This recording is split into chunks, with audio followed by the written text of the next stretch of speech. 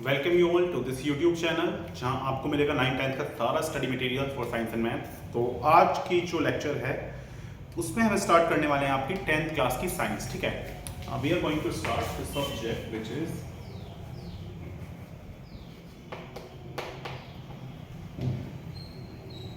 Science. Clear है? Science हम आज स्टार्ट करने वाले हैं। चैप्टर कौन सा रहेगा? चैप्टर हम 1 लेके चलेंगे बिकॉज आपके बिग बोर्ड्स की डेट शीट भी आ चुकी है and board just around the corner. The Feb your exam is going to start. Chapter जो हम यहाँ पे कवर करेंगे that is chemical reaction and equation.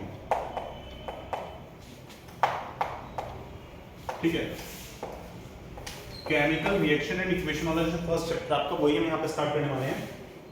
अब देखिए, ये चैप्टर बहुत बेसिक है। इस चैप्टर बहुत basic and simplest chapter of the chemistry है। ये इसमें कुछ नहीं है, सिर्फ आपको रिएक्शंस को बैलेंस करना आना चाहिए, वो हम आपको सिखाएंगे। ठीक है, आपको पता होना चाहिए दैट कि हम कोई भी जो रिएक्शन हमारी गिवन है वो हम लिखते कैसे हैं। कोई भी रिएक्शन अगर गिवन है तो वो लिखते कैसे हैं, मतलब अपना पे सपोज करो ऐसा दिया गया है कि then iron is reacting with water to produce iron oxide. ठीक है, तो how to write that reaction, तो ये सबसे पहली चीज है। और ये पता होने के लिए आपको जाना पड़ेगा थोड़ा सा 9th क्लास में। जो 9th क्लास का रिकैप है वो हमें यहाँ पे देखना पड़ेगा। 9th क्लास में आपने पढ़ा था वैलेंसीज के बारे में। You have studied about the valencies, आपको याद होगा आपने वैलेंसीज के बारे में पढ़ा था। ठीक है, valency valency is basically the charge on an atom. ठीक है, जो चार्ज था, सपोज करो हम एक सोडियम एटम यहां ले रहे हैं, एन ने लिया है हमने। सोडियम के ऊपर कितना चार्ज आता है? सोडियम की वैलेंसी है +1, that means it carries the plus charge, positive charge. Clear है बात? तो ये बेसिक्स आपको क्लियर होने चाहिए बिल्कुल अच्छे से, तभी आप ये वैलेंसीज वाला काम कर पाएंगे, तभी आप ये सीख पाएंगे। अब 10th क्लास में आपको जो मेजरली नीड है वो 20th जो एलिमेंट है पीरियोडिक टेबल में, उनकी नीड है। बस उनकी वैलेंसी आप अच्छे से याद रख लो तो आपका काम हो जाएगा। तो मैं उनकी को यहाँ पे वैलेंसी आपको लिखता हूँ। 20 तक के एलिमेंट हम देखते हैं। Hydrogen, helium, lithium, beryllium, boron, carbon, nitrogen, oxygen, chlorine, neon, sodium, magnesium, aluminium, silicon, phosphorus, sulphur, chlorine, argon, then potassium and calcium. Potassium और कैल्शियम। ठीक है, तो यहां तक आपको नीड है। ये बीच की जो जगह मैंने इतनी छोड़ी है, this is basically periodic table जो है, जो आपकी पीरियोडिक टेबल वो भी आपका शायद चैप्टर पता नहीं, वो शायद हटा दिया है सीबीएसई ने। वो भी एक मतलब थर्ड चैप्टर था आपका 10th क्लास में, बट वो शायद सीबीएसई ने हटा दिया है। I don't know about that, मैं एक बार देखूंगा, चेक करूंगा। 5th चैप्टर था, नॉट थर्ड, 5th चैप्टर था। तो ये आपकी पीरियोडिक टेबल है, तो उसमें इस तरह से बनी हुई है। ये आपका है एस ब्लॉक, देन ये आपका पूरा होता है पी ब्लॉक। इस पूरे को हम बोलते हैं डी ब्लॉक। एंड जो एक नीचे की तरफ होता है वो डी ब्लॉक में से निकल के आया है, लैंथेनॉइड एंड एक्टिनॉइड, इसे बोलते हैं एफ ब्लॉक। तो कुछ पीरियोडिक टेबल इस तरह की है। ठीक है, अभी फिलहाल हम इसकी बात करेंगे, जो हम कर रहे हैं वैलेंसी की बात करेंगे। तो वैलेंसी किस तरह से होगी? इन सब की वैलेंसी होगी +1। ये जो ये वाला पूरा है, सबकी वैलेंसी +1, इनकी +2, इनकी +3, ये +4, देन -3, -2, -1। और इनकी वैलेंसी कुछ नहीं होती because they are the noble gas, inert gases. ये हमारे हैं इनर्ट गैस, इन्हें बोलते हैं inert gas. They are the inert gas. ठीक है, क्लियर है बात? इनर्ट गैस का मतलब क्या है? They do not react with anyone. ये रिएक्शन बहुत रेयरली है, इनकी बहुत रेयर रिएक्शंस हैं। सब आई थिंक इसकी ज़ेनॉन की रिएक्शंस है एक्सप्लोसिव्स में, वो आप पढ़ोगे इन योर 12th क्लास।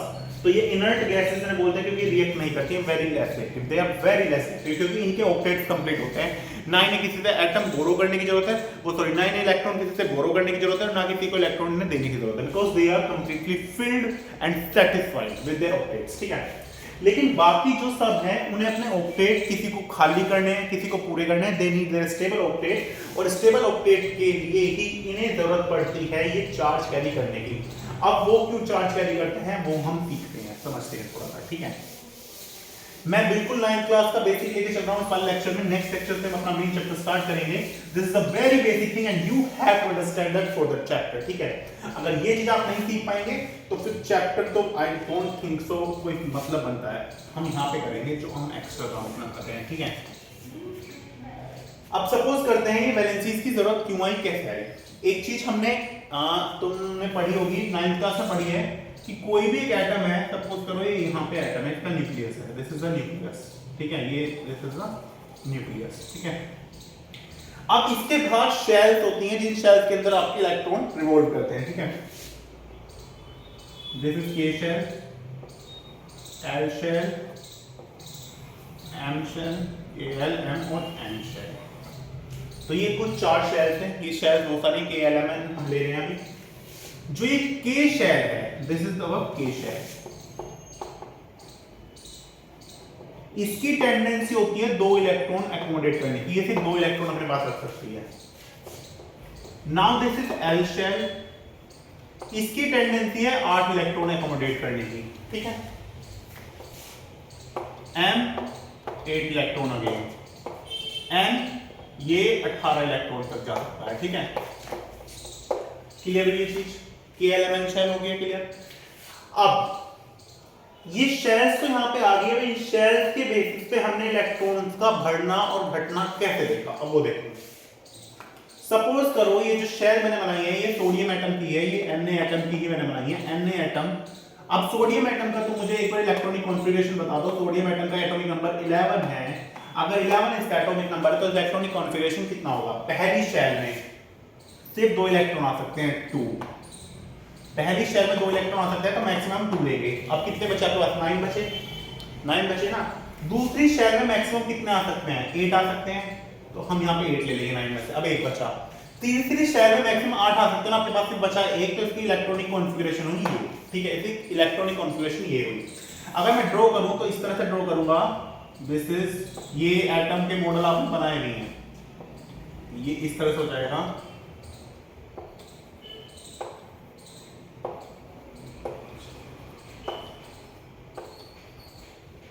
और ये इस तरह से, ठीक है। ये थर्ड शेल में 1 इलेक्ट्रॉन है। अब होगा क्या, अब इसे स्टेबल होना है। अब जो सोडियम एटम है इसे स्टेबल होना है। अब स्टेबल ये कैसे होगा, अब स्टेबल होने के इसके पास 2 तरीके हैं। पहला तरीका ये है, या तो ये अपना ये वाला जो थर्ड वाला शेल है इसे फिल कर ले, और थर्ड वाली शेल को फिल करने के लिए, इसे फिल करने के लिए इसे चाहिए to fill Na need 7 electron, इसे 7 इलेक्ट्रॉन चाहिए उधार, इसे 7 इलेक्ट्रॉन किससे मांगने पड़ेंगे।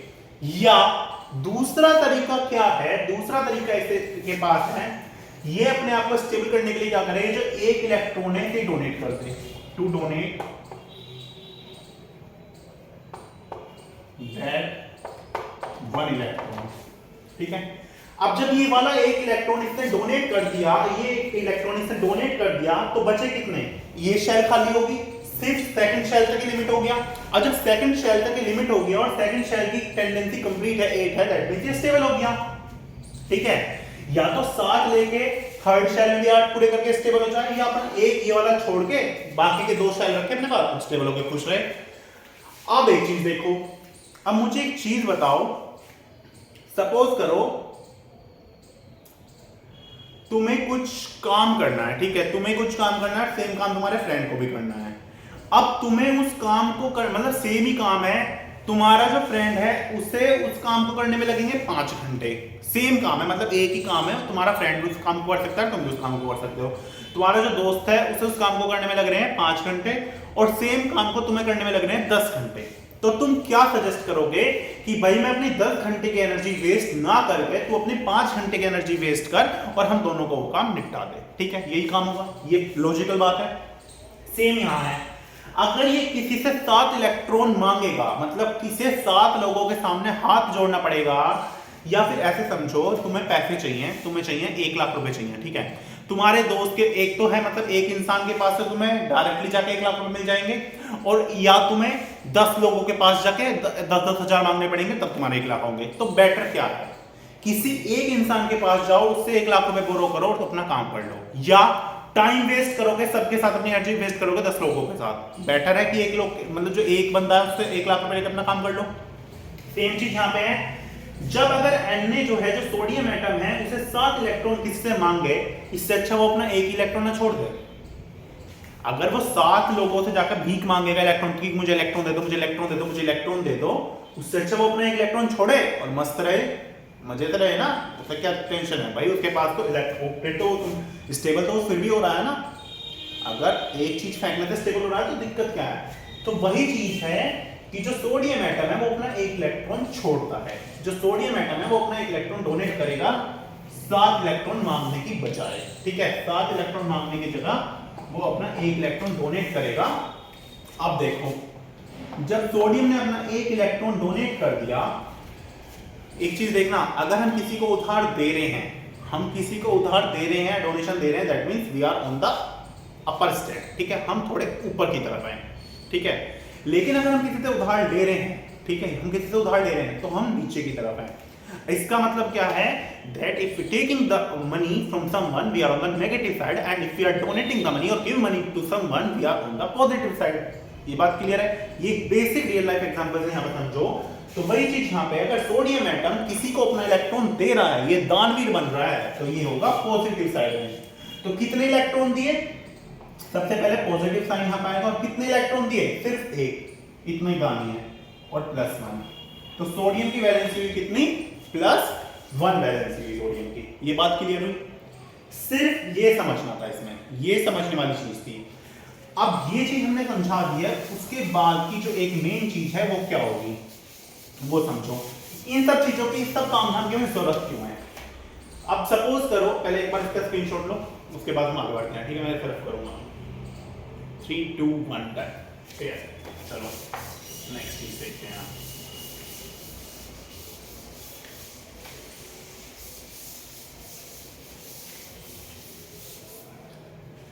सेम ऐसी क्लोरीन का अगर मैं लिखूं, Cl का एटॉमिक नंबर 17 होता है, और इसका इलेक्ट्रॉनिक कॉन्फ़िगरेशन क्या होगा, पहली शेल में 2 इलेक्ट्रॉन मैक्सिमम, कितने बचे, 15 बचे, दूसरी शेल में 8 इलेक्ट्रॉन मैक्सिमम, कितने बचे, 15 में से 8 गए, कितने बचे, 15 में से 8 गए, कितने बचे, 7 बचे, और तीसरी शेल में 8 इलेक्ट्रॉन तक आ सकते हैं, तो 7 के साथ इसमें आ जाएंगे।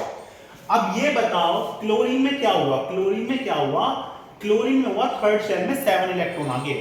अब इसे अपनी तीसरी जो शेल है इसकी टेंडेंसी 8 है, और इसे 8 पूरे करने के लिए क्या करना पड़ेगा, या तो ये अपना किसी से 1 इलेक्ट्रॉन मांग ले, या अपने 7 इलेक्ट्रॉन छोड़ दे, या अपने 7 इलेक्ट्रॉन छोड़ दे।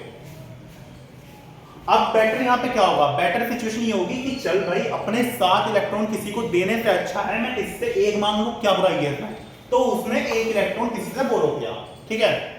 अब जब वो 1 इलेक्ट्रॉन बोरो कर लिया, तो यहां पे हुए इसके पास 8 इलेक्ट्रॉन हो जाएंगे बोरो करने के बाद, और ये हमारा स्टेबल कॉन्फ़िगरेशन अटेन करेगा, ठीक है। लेकिन this time chlorine is borrowing, so that means chlorine is on the negative side, तो क्लोरीन जो है वो नेगेटिव साइड में आएगा, और कितने बोरो करे, 1 बोरो करा तो -1, तो Cl की वैलेंसी हो जाएगी -1। ये चीज क्लियर हुई। अब जरूरत क्या है, अगर तुम्हारे जो चैप्टर है इसमें बहुत सारे मतलब क्वेश्चंस आप देखोगे, हम क्वेश्चंस करेंगे, ब्लू लाइन क्वेश्चंस भी, उनमें आप देखेंगे कि नाम दिए हुए हैं and you have to symbolize them, नाम दिए हुए हैं, you have to symbolize them. जैसे सपोज करो दे दिया है सोडियम क्लोराइड, सोडियम क्लोराइड दे रखा है, इसका नाम पूछ लिया, ठीक है, रिएक्शन लिखने के लिए इसका नाम जरूरी है। सोडियम का Na हो जाएगा और क्लोराइड का क्या हो जाएगा, Cl हो जाएगा। सोडियम की वैलेंसी कितनी है, +1 है, और क्लोरीन की कितनी है, -1 है। अब जो ये 1 1 है प्लस से माइनस कैंसिल हो जाएगा, प्लस माइनस आपस में एक दूसरे को कैंसिल कर देंगे, ठीक है, न्यूट्रलाइज कर देंगे, एक प्लस दे रहा है एक माइनस दे रहा है, तो न्यूट्रलाइज करेंगे, प्लस माइनस लाएंगे। अब जो ये 1 है ये इधर आ जाएगा और इसका 1 इधर आ जाएगा, तो ये हो जाएगा Na1Cl1। लेकिन 1 अगर हो तो हम लिखें ना लिखें कोई फर्क नहीं पड़ता, तो हम इसे लिखते हैं NaCl। तो फॉर्मूला ये है हमारा सोडियम क्लोराइड का। ये क्लियर हुई ना बात, किस तरह से फॉर्मूलेट हमें करने हैं, ठीक है। सेम क्वेश्चन तुम्हें दिया जाएगा that sodium hydroxide is reacting with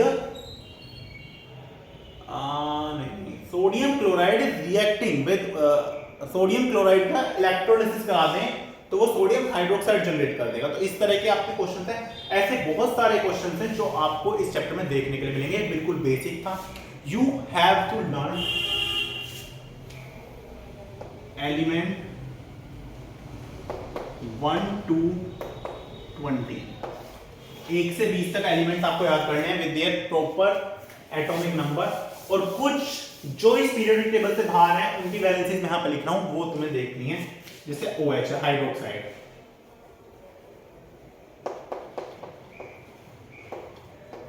hydroxide, ठीक है, हाइड्रोक्साइड को बोलते हैं OH, और OH की वैलेंसी होती है -1, ठीक है। फिर आता है तुम्हारा सल्फेट, सल्फेट होता है SO4, इसकी होगी 2 नेगेटिव या -2, ठीक है, नेगेटिव, ठीक है, सल्फेट हो गया। फिर आता है फोस्फेट, फोस्फेट इसका होगा PO4 2 नेगेटिव, फोस्फेट का PO4 2 नेगेटिव। फिर आएगा तुम्हारा नाइट्रेट, NO3 नेगेटिव, ठीक है। और तो क्या होंगे, हाइड्रोक्साइड हो गया, सल्फेट हो गया, फोस्फेट हो गया, नाइट्रेट हो गया। ये 3 है बेसिकली जो एक्सेप्शन थे जो आपको पीरियोडिक टेबल में देखने को नहीं मिलेंगे। अगर कोई बीच में आएंगे तो मैं साथ साथ जाऊंगा, ये चारों नोट कर लेना, ये याद करना और वो एलिमेंट याद करना। From the next lecture we are starting our chapter with chemical equation and balancing of chemical equations, ठीक है, वो हम सीखेंगे नेक्स्ट लेक्चर से। स्क्रीनशॉट ले लिया, ठीक है। एंड टिल देन आपको पता ही आपको क्या करना है, इस वीडियो को लाइक करना है, अपने फ्रेंड्स के साथ शेयर कीजिए और चैनल को सब्सक्राइब कीजिए। फिर मिलते हैं आपसे नेक्स्ट वीडियो में। Thank you very much.